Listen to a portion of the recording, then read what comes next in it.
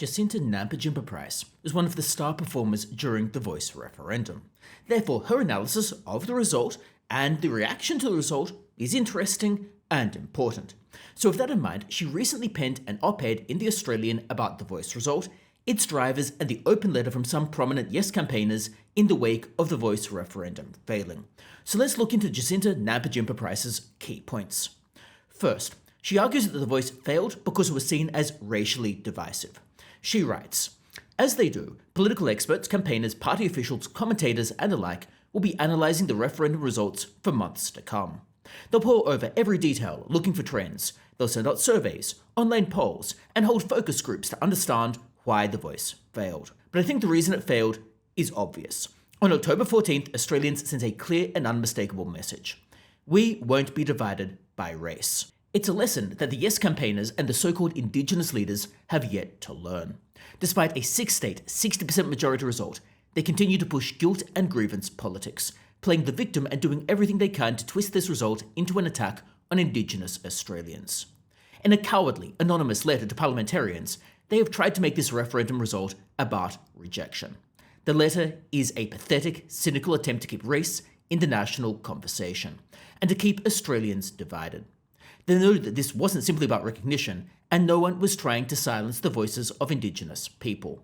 But the letter highlights a failure of understanding, the same failure of understanding that plagued the Yes campaign for the past 6 months. October 14th was not a rejection of recognition, it was not a rejection of reconciliation, and it was not a rejection of the significance of Aboriginal and Torres Strait Islander culture in our nation's history. The referendum was not a rejection of anyone's right to be heard. The referendum was not a rejection at all. It was an affirmation of every Australian's equal right to be heard, and of every Australian's equal right to have a say, of every Australian's equal right to a voice. This was something the Voice advocates never understood.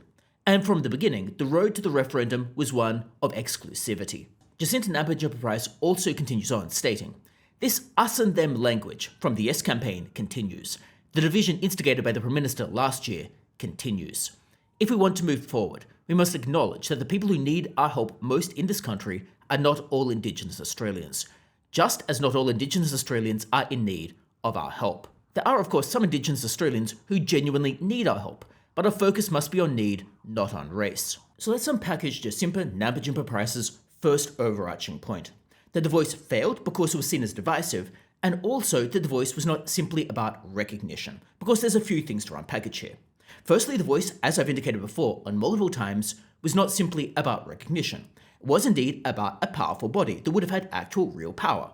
As I've said ad nauseum, the Voice would have had power because it would have been the only constitutionally enshrined body that would have been able to make representations to the executive government, that is, to the administrators running the government, which the government would be bound to pay attention to.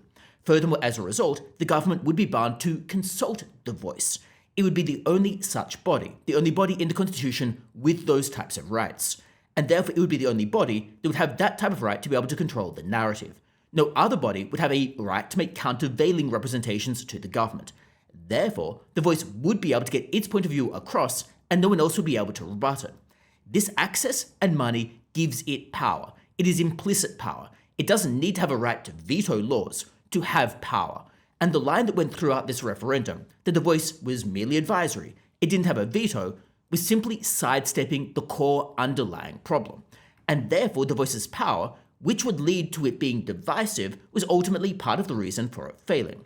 Because people saw that the Voice would give power and rights to one category of people on the basis of indigeneity or race, or whichever way you were going to categorize it, and only one group of Australians would have access to that power, the other group would not, and therefore it was seen as divisive. And this therefore means that the Voice was neither just about recognition, nor did it fail because it was a rejection of recognition.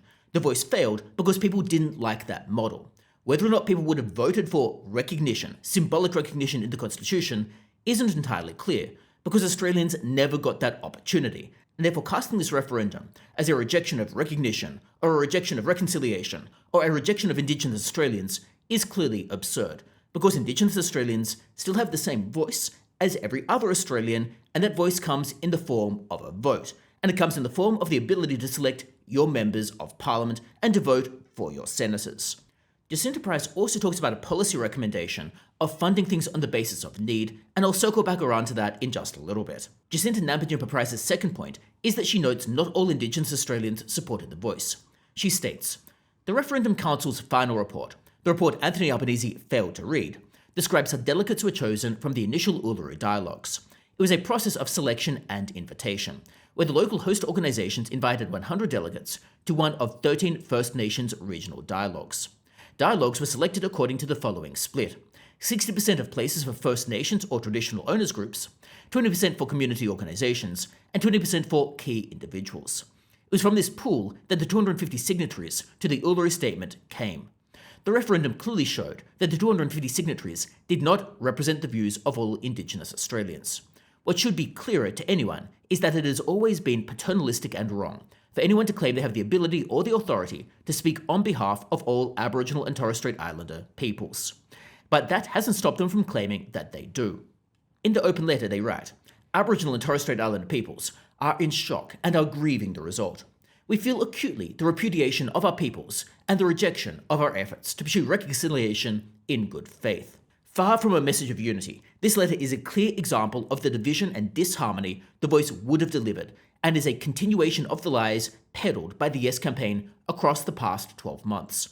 Not all Indigenous Australians are, quote, "in shock and grieving." Because a constitutionally enshrined body that gave extra say to just one group of people based on nothing more than the racial heritage was democratically voted down. We do not all feel, quote, "acutely the repudiation of our peoples." Because many of us, about 40% according to polling last week before the vote, voted no ourselves. What Jacinta Nampijinpa Price is getting at here is a couple of things.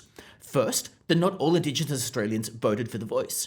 That is manifestly correct. We don't know exactly how many people voted no, how many people voted yes, but it is absurd to suggest that all Indigenous Australians voted yes, because clearly Jacinta Nampijinpa Price and Warren Mundine did not vote yes.